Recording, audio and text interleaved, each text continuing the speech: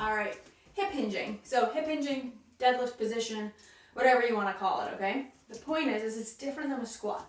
Squat is knees are gonna really bend down and hips bend, whereas the hip hinge, you really just have a soft bend at your knees and the movement is all from hips bending. So let me switch angles here, here, and coming forward, okay? So you'll notice I'm ending with my back fairly straight. It should have a little bit of that natural curve in it. And hips are coming forward. So hips back, hips come forward.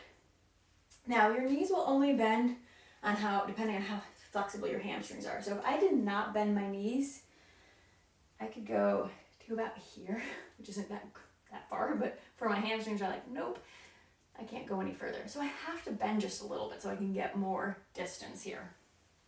All right? If your hamstrings are really flexible, make sure you are softening your knees. Some people with really flexible hamstrings can like lock out their knees and go all the way down. And that can be a little rough on the back of the knee there. So make sure you are just a little soft at the knee. I like to instruct people to feel the stretch before they really start bending their knees, or at least just make sure you feel a stretch. So I feel a stretch this whole time, even though my knees are bending. It's just, I have very tight hamstrings. So really feeling it in glutes as you squeeze and lift forward. So what you don't want to see is rounding forward here, or so arched that you're here and like your butt's way up and your head's way up.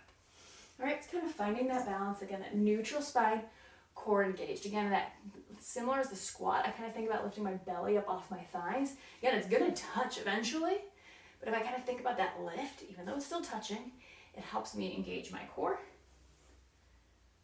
and make sure my core is working as I do my hip hinge.